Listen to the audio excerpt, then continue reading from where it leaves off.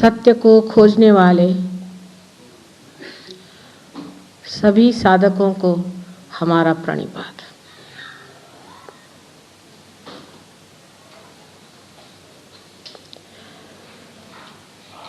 सत्य को खोजना यह स्वाभाविक मनुष्य का धर्म है। जहाँ भी उसकी रुचि जाती है या उसकी चेतना मूर्ति है, वहाँ वह सत्य को ही खोजता है और उसी मार्ग को अवलंबन करता है जिसमें उसे सत्य प्राप्त हो। किंतु जैसे श्री कृष्ण ने कहा है कि मानवी चेतना अधोगति की ओर दौड़ती है, उसके मूल उसके मस्तिष्क में, उसके ब्रेन में होते हैं। और जब मनुष्य अपनी चेतना को स्वयं बढ़ाता है तो वो अधोगामी होता है।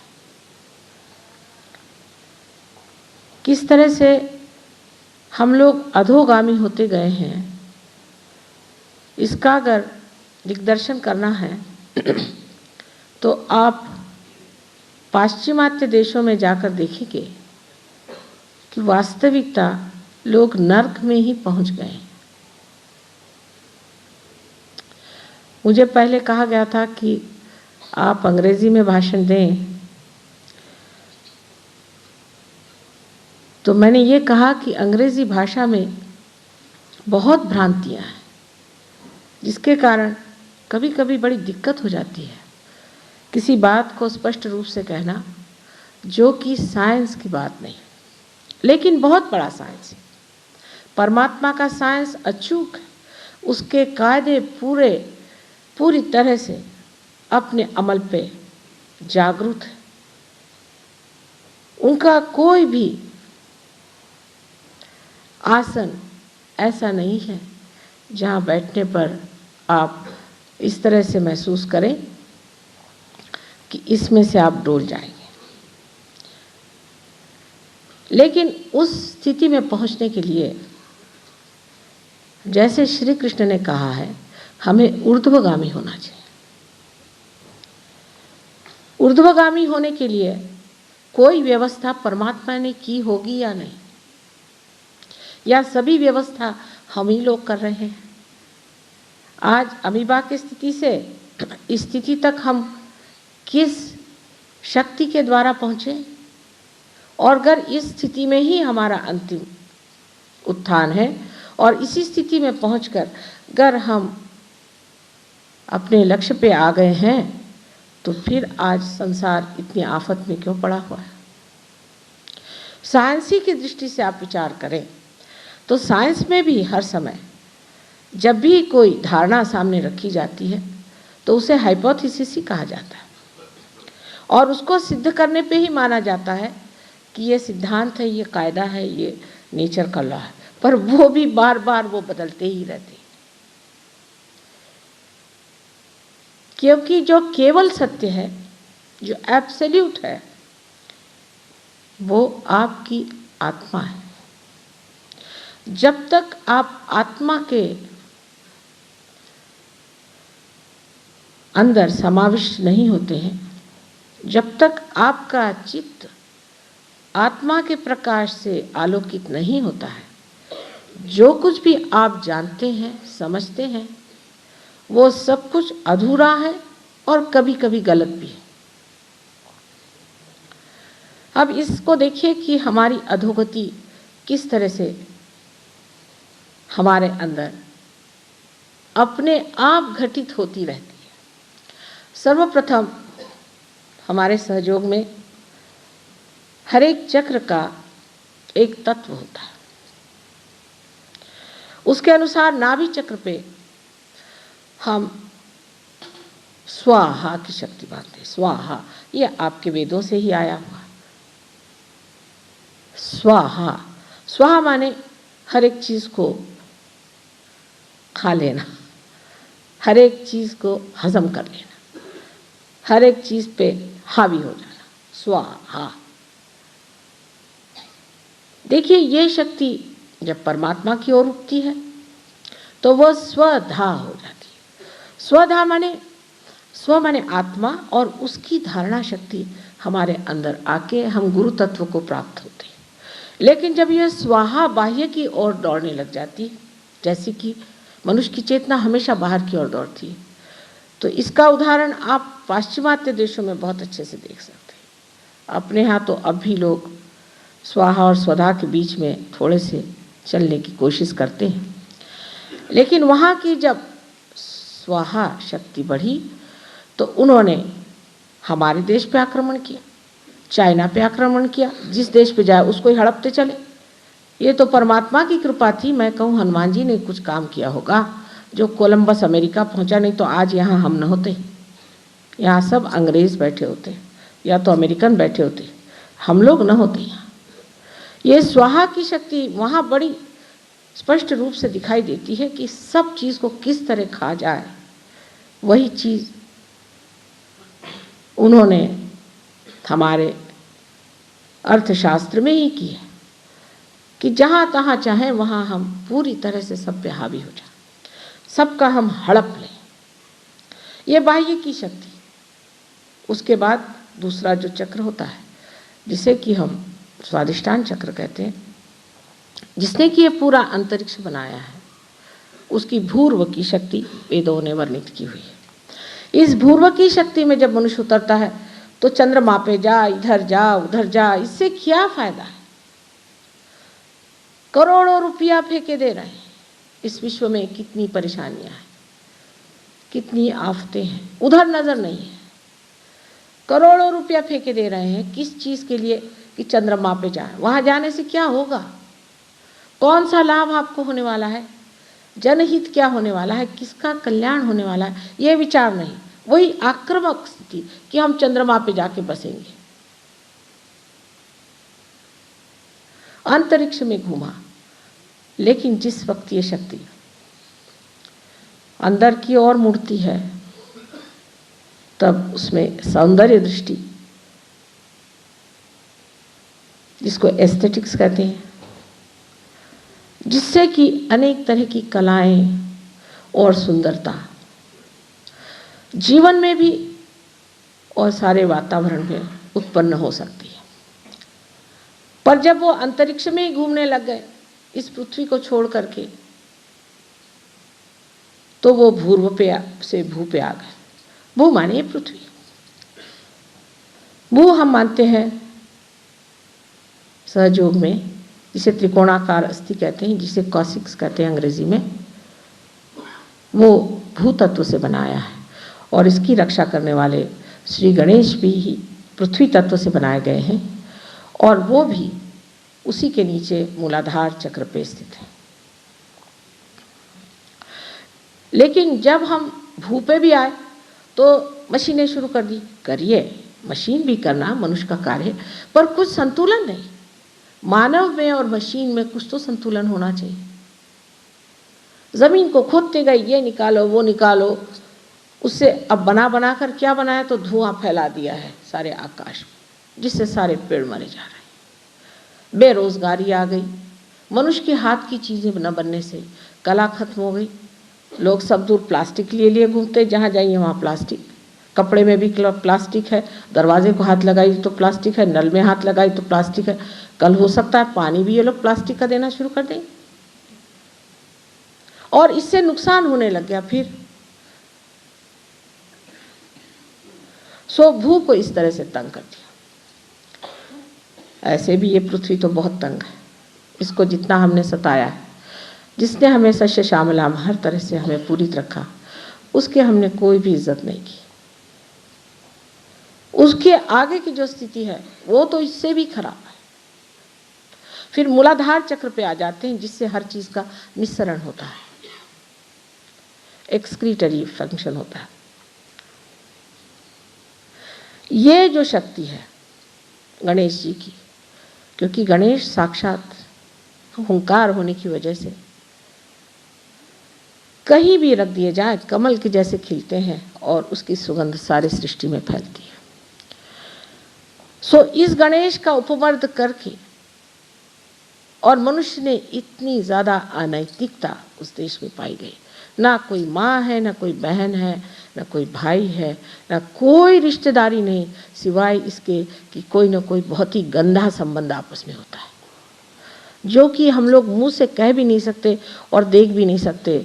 अब लंदन में किसी तरह से हमारा रहना हुआ है तो रोज़ ही लगता है कि ये कहाँ नर्क के बीच में फंसे हैं, इस गर्त में। अब ऊर्ध्वगति को प्राप्त होने में यही चक्रों पे क्या असर आता है, जबकि जो निस्सरण की शक्ति है उससे मनुष्य में अबोधिता, जिसे इनोसेंस कहते होते हैं, अत्यंत शक्तिशालिनी चीज़ है इनोसेंस। इनोसेंस के सामने रावण को झुकना पड़ा था। जो पवित्रता है, जिसे हम पवित्र कहते हैं, वो शक्ति हमारे अंदर श्री गणेश जी की वजह से जागृत होती है। इसीलिए क्योंकि ऊर्ध्वगामी होना है, हमें कुंडलिनी का ही जागरण करना पड़ेगा। इसलिए आवश्यक है कि हम कुंडलिनी का जागरण करें, तब सिद्धता भी हो जाएगी कि सिर्फ ब्रह्म सत्य है, बाकी सब मिथ्या। लेकिन पहले ब्रह्म तक तो हम पहुंचे। ये सारी सृष्टि में कहते हैं परमात्मा का प्यार फैला हुआ है, जो ब्रह्म स्वरूप है, जो ब्रह्म की शक्ति है, जिसको हम महसूस नहीं करते, देखते नहीं, जिसे पातंजल ने ऋतंभरा प्रज्ञा कहा हुआ है, जिसे क्रिश्चियनिटी में power of the Holi ghost कहा है, जिसे मोहम्मद साहब ने रूह कहा हुआ है। यही ओंकार की ब्रह्म शक्ति जो है, इसको हमने जाना ही नहीं, उससे पहले ही हमारे देश में एक और तरह की उल्टी गाथाएं चली हुई। ये तो हो गई ऊर्ध्वगति और अधोगति की बात, लेकिन और दो दिशाएं हमारे अंदर वर्तमान हैं, जिसको कि हम कहें कि लेफ्ट एंड राइट। इस तरफ भी हमारा दोनों तरफ भी चलन वलन चलता है। और जब हम लेफ्ट की ओर जाते हैं, मेरा मतलब कम्युनिस्टों से नहीं, लेकिन जब हम लेफ्ट की ओर जाते हैं, माने हम अत्यंत भावना प्रधान हो जाते हैं, उसमें मनुष्य भक्ति में बह जाता है। भक्ति ठीक है, लेकिन श्री कृष्ण का ही बात, कृष्ण की ही बात आज करनी चाहिए। घनश्याम दास जी की मैंने किताबें पढ़ी, उनका लेख पढ़ा हुआ है, और वो सुलझे हुए हैं, पहुँचे हुए पुरुष थे, इसमें कोई शक नहीं। और श्री कृष्ण ने साफ बताया कि भक्ति जो है, पत्रम पुष्पम फलम तोयम, सब तो मुझे दे दो। और अपने वक्त में एक ही शब्द में उन्होंने सबको बिल्टाया है, जो समझना चाहिए। कह दिया उन्होंने कि अनन्य भक्ति करो, बस इस पे उन्होंने आप लोगों को सबको ठिकाने लगाया है, ये कहूँगी, क्योंकि श्री कृष्ण जो थे ये बहुत मुत्सद्दी थे, बहुत ज़्यादा पहुँचे हुए डिप्लोमैट, जिसको कहना चाहिए कि डिवाइन डिप्लोमेसी थी उनके, डिवाइन डिप्लोमेसी। और जो बात उन्होंने कह दी वो शब्दों में आप नहीं पकड़ सकते, शब्दों से परे उठना पड़ेगा, तब आप जानेंगे कि भक्ति अनन्य होती है। और इसको हम आज के रोज़मर्रा के जीवन में एक बता सकते हैं बात, कि अगर इसका कनेक्शन मेन से नहीं हुआ तो इसका क्या काम हो सकता है। जब तक टेलीफोन का कनेक्शन आपका नहीं होगा, आप राम राम राम राम करके किसे फ़ोन कर रहे हैं, और ये राम क्या आपके जेब में बैठा हुआ है, जब देखिए तब निकाल के टेबल पे रखा कि ये करता है कि नहीं करता है तू। इस राम का नाम लेने का भी अधिकार आपको नहीं है, ऐसा देखा जाए तो, क्योंकि वो परमात्मा है। अब ये अपने राजीव गांधी साहब जो हैं, इनके दरवाजे जाकर आपने अगर चिल्लाना शुरू कर दिया है राजीव राजीव राजीव, तो पुलिस पकड़ लेगी। जब इन प्राइम मिनिस्टरों को यह हाल है तो उस परमात्मा का क्या कहने। पागल जैसे लोग राम राम राम राम रास्ते भर करते फिरते। हमारे वहाँ ऑक्सफोर्ड स्ट्रीट में देखिए तमाशा किए हुए। ये हमारे देश की विशेषता है कि वहाँ पर खड़े होकर के राम राम राम राम। चला वो उनकी धोतियाँ भी गिर रही, उनकी बोदियाँ लगाते, वो सुपरमार्केट में मिलती वो भी गिर रही। इतना तमाशा करते हैं कि लज्जा लगती है। और फिर रास्ते में भीख मांगते फिर, अरे राम के तुम शिष्य हो कि क्या हो, भिखारी हो कि हो क्या। सत्य को जिसको जानना है उसे पहले श्री गणेश की शुद्ध बुद्धि आनी चाहिए। यह सत्य नहीं हो ही नहीं सकता। जो राम का भक्त होगा उसकी अपनी शान होनी चाहिए। वो पड़ा रहेगा एक जगह, उसको क्या मतलब किसी से। उसकी मर्जी है, जहाँ चाहे खा ले, जहाँ चाहे बैठ ले। वो क्या किसी के सामने हाथ आगे करेगा मुझे खाने को दो, या ऐसे पागलों तरह चिल्लाते रहेगा। इस गलतफहमी में हम लोग पता नहीं कैसे बहक गए। श्री राम का नाम नारद ने दिया था। जो राम का नाम देते हैं वो क्या नारद हैं? उनकी पात्रता हो तो एक बार नाम लेना बहुत हो जाता है। राम जागृत होने चाहिए हमारे में। आप सहयोग में जानिएगा कि राम का स्थान हमारे हृदय में कहाँ है। अगर हमने राम को ठीक से नहीं पहचाना और उनको ठीक से याद नहीं किया तो आप जानते हैं क्या हो जाता है। सबसे बड़े तो शारीरिक कष्ट ये होगा कि आपके लंग्स वीक हो जाएंगे और आपको अस्थमा की बीमारी हो सकती है। लोग कहते हैं माँ आप अस्थमा कैसे ठीक कर देते हैं? कैसे ठीक करते हैं? बहुत आसान। हमारा राम से संबंध है ना, उनसे कह देते भाई जागरूक हो जाओ, अस्थमा ठीक। कुछ ज़्यादा उसमें करना नहीं पड़ता है। ये सारी जो देवी देवताओं की शक्ति हमारे अंदर स्थित है उसको पाना चाहिए। ये वेदों से लेकर सारी ही चीज़ों में लिखा हुआ कि विद होना चाहिए। आपकी जो मज्जा संस्था है, जो आपका सेंट्रल नर्वस सिस्टम है, उसमें आपको उसका महसूस होना चाहिए। ज्ञान का मतलब ये नहीं होता है कि बुद्धि के चक्कर चलाएं या यूनिवर्सिटी की परीक्षाएं करें या लेक्चर जाके सुने या किताबें पढ़ें। हमारे यहाँ श्री राम कौन सी यूनिवर्सिटी में गए थे और श्री कृष्ण कौन सी यूनिवर्सिटी में गए थे? इतना ही नहीं, जो हमारे यहाँ बड़े बड़े संत साधु हो गए, जैसे महाराष्ट्र के संत साधुओं को मैं जानती हूँ, कोई भी यूनिवर्सिटी में नहीं गया और किसी ने भी कोई किताब नहीं पढ़ी। तो कौन सी ऐसी किताब पढ़ी थी जिससे वो स्वयं ही जानते हैं कि राम का क्या स्थान है।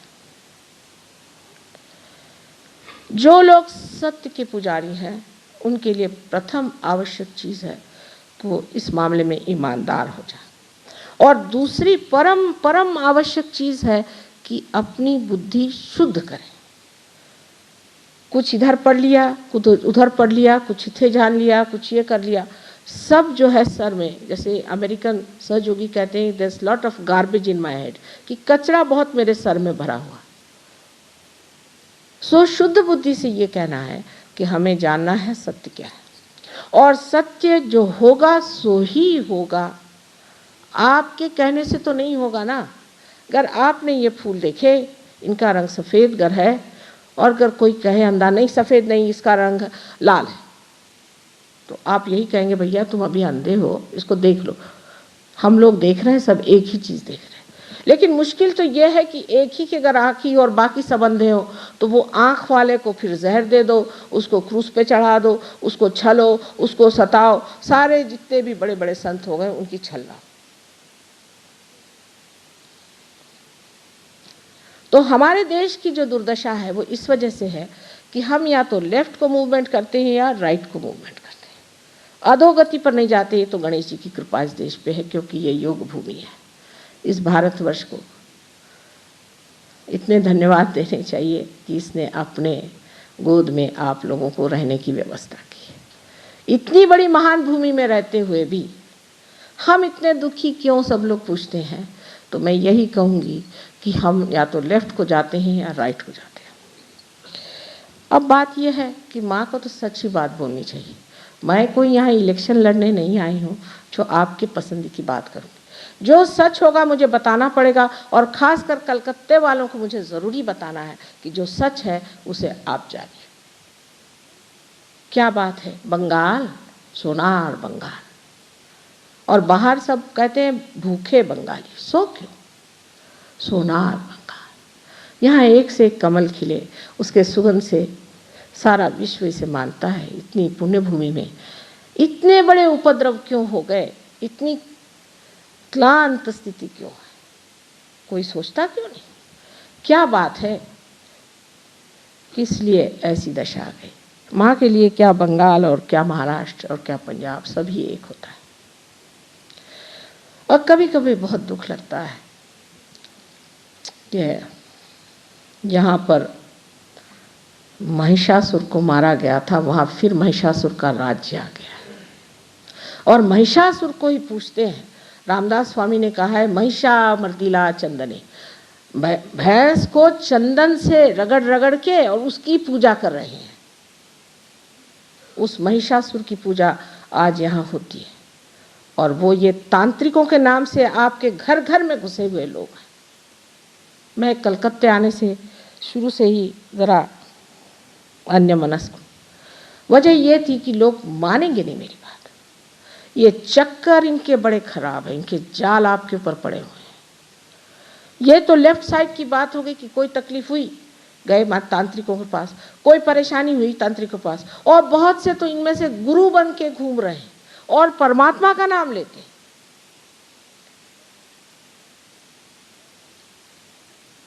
कृष्ण ने कहा हुआ है, जब आसुरी विद्या आएगी तो सारे सृष्टि को छा देगी। ये मैं बंगाल में देखती हूँ कि आसुरी विद्या ने सबको क्लांत कर दिया। और जब ये तांत्रिकों के पैर आपके घरों में आएंगे, आपके अंदर क्रोध और एक तरह सी अत्यंत प्रतिशोध लेने की एक भावना उमड़ पड़ेगी। हर आदमी गुस्से में तेज, किसी को छूने जाइए तो आग बबूला हो जाएगा। ये क्यों होता है? शांति की बात करने से शांति कैसे आएगी? अब मैं कहूँ कि आप ये सब छोड़ दीजिए, आप छोड़ेंगे नहीं, ये मुझे मालूम है, क्योंकि मैं माँ हूँ, मैं सब कुछ जानती हूँ। बच्चों के बारे में अगर माँ न जाने तो उसका प्यार किस काम का? लेकिन मैं कहने से आप छोड़ने नहीं वाले। ये जब छूटेगा जब आपकी अपनी माँ कुंडलिनी जागृत हो जाएगी, फिर मुझे कुछ कहना नहीं पड़ेगा, मुझे कुछ नहीं कहना पड़ेगा। आप अपने आप छोड़ करके दूर हो जाएंगे, क्योंकि जैसे ही आप किसी तांत्रिक के पास में जाएंगे तो आपको उष्ण उष्ण से बहुत सी ऐसी हवा आएगी, इतना ही नहीं आपके हाथ में ब्लिस्टर्स भी आ जाए, पैर में भी ब्लिस्टर्स, और भागेंगे वहाँ से। मुझे कहने की ज़रूरत नहीं। यही आज का हमारा सहयोग है। पहले तो ठीक था, एक एक चक्र को साफ करो, मेहनत करो, कुंडलिनी को चढ़ाओ। बहुत से लोग कहते हैं कि माँ कुंडलिनी का चढ़ाना बड़ा कठिन है। वो तो है ही, इसमें कोई शक, लेकिन हम भी कुछ हैं तभी तो ना ऐसी चढ़ जाती है। लेकिन इस कलकत्ता शहर में कुंडलिनी चढ़ाने के लिए मुझे पहले देहातों में जाना पड़ेगा, जहाँ ये तांत्रिक नहीं बसते ज़्यादा। वजह यह है कि शहरों में पैसा है, वहीं इनका वास है। पैसे वालों के पास ही चिपकते हैं, सत्ता वालों के पास ही चिपकते हैं। यही आपके कर्दन काल है, और इन तांत्रिकों से जब तक आप छुट्टी नहीं पाइएगा, आपके देश में लक्ष्मी नहीं विराज सकती। इधर से तांत्रिक आए और लक्ष्मी के पैर छूटे। ऐसे इतने भाविक लोग हैं, परमात्मा को मानने वाले, इतने सुंदर, इतने कलाकार, सब कुछ होते हुए भी आज इतने दुखी और दरिद्री हैं। इसका कारण एक ही हो सकता है कि आसुरी विद्या ने जकड़ लिया है इस देश को, पूरी तरह से जकड़ लिया। इस तरह की और आसुरी विद्याएं बहुत सारी चल रही हैं। जब भी मैं किसी भी आपके बंगाल के लोगों से मिलती हूँ, देखती हूँ कितने बड़े साधक हैं, कितना परमात्मा को खोज रहे हैं, अंदर से इतनी धुन लगी हुई कि परमात्मा मिल जाए, लेकिन कुंडलिनी नहीं चढ़ती है, वो अंदर में कुम्हला के बैठी हुई। क्या बात है? कभी कभी तो जैसे कोई दुखी सर्प की तरह इधर उधर छटपटाती। कभी कभी देखती हूँ उस पर इतने जख्म हो गए बेचारी पर, अब पागल खाने जाने की व्यवस्था हो रही इस साधक की। क्या बात है? वजह यह है कि इन दुष्टों ने यहाँ सबको घेर रखा हुआ। आज कलकत्ते में आप लोग इतने बैठे हैं, मैं यहाँ आई थी, आज उसे करीबन 8 साल हो गए। जिस वक्त हॉल में गए तो एक इंसान बैठा हुआ था, इतने लोग नहीं थे, एक ही। और उसी के पड़ोस में एक तांत्रिक साहब हाथ में चाबुक लेकर के पता नहीं क्या क्या चिख रहे थे। तो मोटर का आना भी दुर्भर हो गया, वहां तक पहुंचने में मुझे आधा घंटा लग गया, पड़ोस से ही। तो शुद्ध बुद्धि मनुष्य की होनी चाहिए। नानक साहब ने इस पर खूब लिखा है, कबीर ने इस पर खूब लिखा है, खासकर कलकत्ते वालों के लिए लिखा हुआ है नानक साहब ने। कभी आप अगर खोलकर उनका ग्रंथ साहब पढ़ें, एक तो पूरा चैप्टर की चैप्टर उस पर लिखा हुआ पूरा। आज फिर मैं आपसे बताने आई हूँ कि इनके चक्कर आप पहले छोड़िए। ये तो लेफ्ट साइड की बात हो गई, अब राइट साइड की बात जो है उसमें हमारे जो यहाँ पे शासक हो चुके, 300 वर्ष तक हमें जो गुलामी में रखा है, उन्होंने वाकई में हमारे अंदर जो भी बातें भरी थी वो जब तक हम लोग संग्राम में लड़ते रहे तब तक मामला कुछ नहीं हुआ। कोई हमारे ऊपर उसको डाल न सका।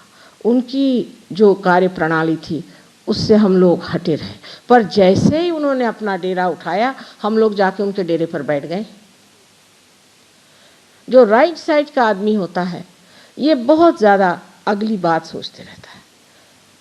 उसमें फिर ये कि सत्ता कैसी मिले, पैसा कैसे मिले, वही जो ये लोग करते थे वही आप कर रहे हैं।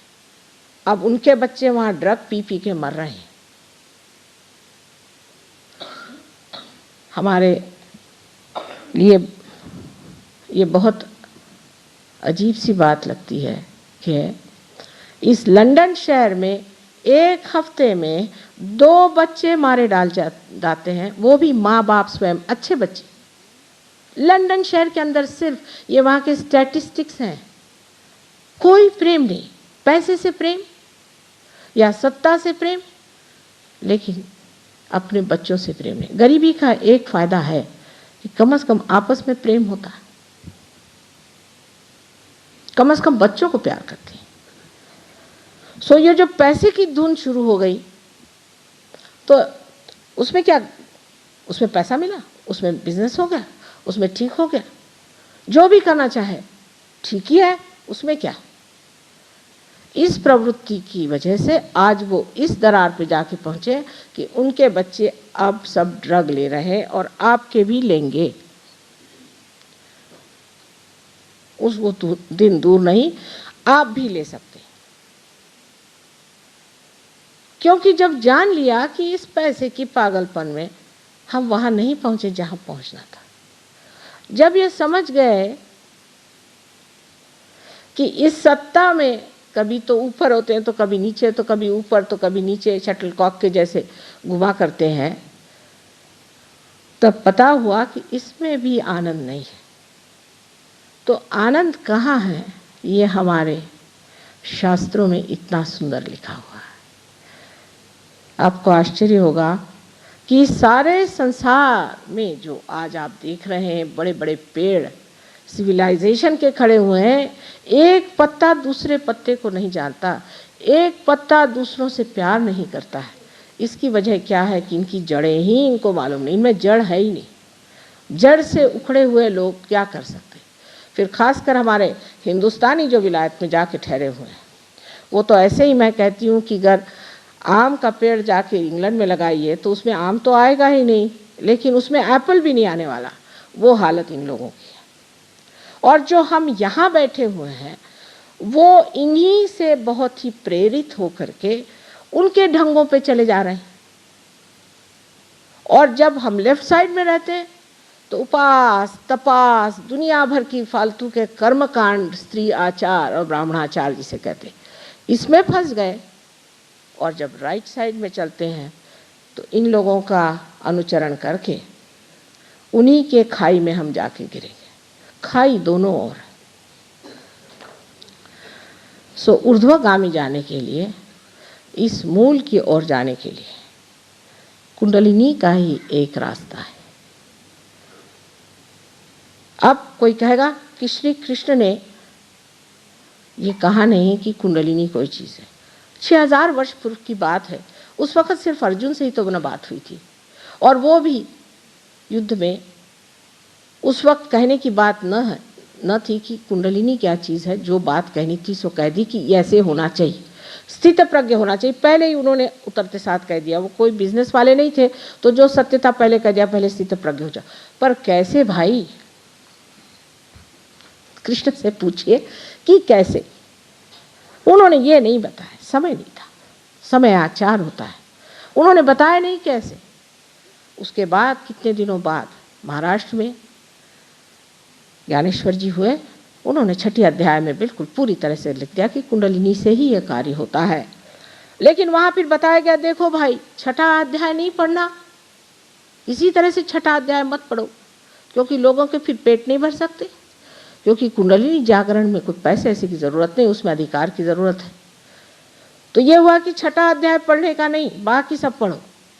आपको आश्चर्य हो गया कि ज्ञानेश्वर जी, जिन्होंने ध्यान धारणा पर इतना कुछ लिखा, उनका एक बड़ा सुंदर मंदिर हमारे बम्बई में बना हुआ। वहाँ जब हमारा प्रोग्राम हुआ तो उनका यहाँ ध्यान नहीं करने का। तो मैंने कहा क्या करने का? मराठी में उसे कहते हैं दिंड्या घालने। मैंने जैसे हरे रामा यहाँ करते हैं ना, वैसे वहाँ हाथ में लेजिम ले करके हरे राम हरे राम हरे राम, उसको दिंड्या घालने कहते हैं। वो करते महीना भर जाते हैं पंढरपुर, और वहाँ जाकर के वहाँ जो ब्राह्मण बड़वे होते हैं उनका सर फोड़ते हैं, जैसे कि नारियल को फोड़ देते हैं। ये कौन सी संस्कृति है? क्या भारतीय संस्कृति हो सकती है जहाँ साधकों के सर फोड़ते हैं लोग? सो उन्होंने कहा यहाँ वो आप कर सकते हैं, ध्यान नहीं कर सकते। इतनी सुंदर मूर्ति बनाई हुई थी, पता नहीं कौन मूर्तिकार ने, ज्ञानेश्वर जी की। मैंने कहा अगर ये मूर्ति साकार हो जाए या सजीव हो जाए तो कोई बात करें, या तो ज्ञानेश्वर जी यहाँ खड़े हो तो बात करें। अब तुम लोगों से क्या कहें, क्या उन्होंने दिंडी की थी क्या? तो वो तो ज्ञानेश्वर जी थे और हम तो ज्ञानेश्वर जी नहीं। तो मैंने कहा ये दिंडी की प्रथा निकाली किसने? उन्होंने तो एक अक्षर भी कहीं लिखा नहीं कि ऐसे दिंडी करते चलो और दौड़ते चलो और कूदते चलो। तो ये कहाँ से निकली प्रथा? शास्त्रों में इसका कोई अधिकार है कि नहीं? कुछ तो बताना चाहिए। अपने शास्त्र जो लिखे हैं उसमें कहीं है? ऐसे ही एक दूसरे महाशय आए कि जो कुंडलिनी के वक्त जागरण का समय आया तो दोनों पैर मेरे ओर करके बैठे। तो इन लोगों ने कहा भाई ऐसे तो नहीं बैठते ना, माँ की तरफ पैर करके। उसने कहा भाई देखो मेरी कुंडलिनी जागृत हो गई है, और अगर मैं गोद डाल के बैठता हूँ तो मेंढक के जैसा कूदता हूँ। मैं कहा है ये क्या बात? उनको मैं बुला भी, ये कैसे हो गया? तुम्हारी कुंडलिनी जागृत होने पे क्या अब तुम मेंढक होने वाले हो? अरे अब तो तुम अति मानव होने की जगह मेंढक कैसे होगा? तो आप विश्वास नहीं करेगा, इतनी बड़ी मोटी किताब ला के मुझे दिखाई। उनके गुरुजी महाराज ने लिखा था कि जब कुंडलिनी जागृत होती तो मनुष्य मेंढक के जैसे कूदता। मैंने कहा ये क्या तमाशा है? और मैंने इतना रुपया कुंडलिनी जागरण के लिए दिया। ये तो ऐसी ही मूर्खता है जैसे कि किसी बीज को आपको बोना है तो आप जाकर पृथ्वी में वहाँ 100 रुपया रख दीजिए, हे पृथ्वी माता इस हमारे बीज में अंकुर ला दो। वो पृथ्वी को क्या पैसा कौड़ी समझ में आती है क्या? उसको आप अलंकृत कर दीजिए तो अलंकृत हो जाएगी, और नहीं करिए तो पड़ी रहेगी। उसको इसका क्या महत्व समझ में आता है? उसको तो एक ही कार्य मालूम है कि कोई अगर बीज मेरे पेट में आया उसको अंकुरित कर देना। इसी प्रकार अगर हम एक बात समझ लें तो सत्य आपको मिल सकता है। सत्य जीवंत चीज है, मरी हुई चीज नहीं है। मनुष्य तो सिर्फ मरी हुई चीज पा सकता है। जैसे कि एक पेड़ गिर गया, बड़ा बढ़िया फर्नीचर बना दिया। वो पेड़ मर गया तो एक मरा हुआ फर्नीचर बना दिया आपने। अब उस पर आप बैठ गए तो आपको अब कुर्सी की आदत हो गया, अब आप जमीन पे बैठ नहीं सकते। वो पेड़ आपके खोपड़ी पे बैठ गया, अपने साथ कुर्सी लेके घूमना पड़ेगी, नहीं तो आप बैठ नहीं पाएंगे। मरी हुई चीज से मरी चीज बनाई और आप भी उसमें लिप्त हो गए, क्योंकि वो जो मरी हुई चीज थे उसने आपके ऊपर आसन जमा लिया। माने जड़ ने आत्मा के ऊपर आसन जमा लिया। तो सत्य एक जीवंत चीज है। जीवंत ही नहीं, सर्व बुद्धि का स्रोत सत्य है। मैंने आजकल सुना कि नारळीकर ने, एक बड़े भारी साइंटिस्ट है, उन्होंने पता लगाया है कि जो विश्व में शक्ति भी है लेकिन उसके साथ इंटेलिजेंस भी है। चलिए कहीं तो पहुंच गए साइंटिस्ट, लेकिन ये जीवंत चीज है और जो हम जीवंत हैं उसका ये स्रोत है सारी दूर फैली हुई ये शक्ति। इस जीवंत शक्ति के लिए मरी हुई चीज करने से क्या फायदा होगा? परमात्मा एक जीवंत वस्तु है, समझ लीजिए, एक जीवंत शक्ति है और वही जीवंत शक्ति चारों तरफ फैली हुई। ये जीवंत प्रेम है। यही चीज शायद हम भूल जाते हैं, इसलिए ऐसी चीजों का आलंबन करते हैं कि जो जीवंत नहीं, जिनको पार होना है और जो परमात्मा को पाना चाहते हैं, उनके लिए एक मेरी हाथ जोड़ के विनती है कि ये जान लें कि ये जीवंत क्रिया जो हमारे अंदर स्वयं चालित ऑटोनॉमस नर्वस सिस्टम है, उसमें जो पैरासिम्पैथेटिक नर्वस सिस्टम है जो सुषुम्ना नाड़ी से चालित है, वो सब जीवंत शक्तियाँ हैं। अगर हमारे अंदर ये जीवंत शक्तियाँ न होती तो हमने कार्बन से लेकर के आज तक की प्रगति कैसी की होती? ये धर्म शक्ति से हुआ है और ये धर्म शक्ति जीवंत है। अगर आप इतनी सी बात को मान लें तो मैं ये कहूँगी कुंडलिनी शुद्ध इच्छा है, शुद्ध इच्छा जो परमात्मा की इच्छा है। ये शुद्ध इच्छा आप सबकी एक एक माँ है और वो आपको जागृति देगी और वो जानती है और सोचती है और आपने जो कुछ भी किया है और सोचा हुआ है वो सारा उसके पास रिकॉर्डेड है। इतनी जानकार तो कोई चीज़ ही नहीं जितनी कुंडलिनी है।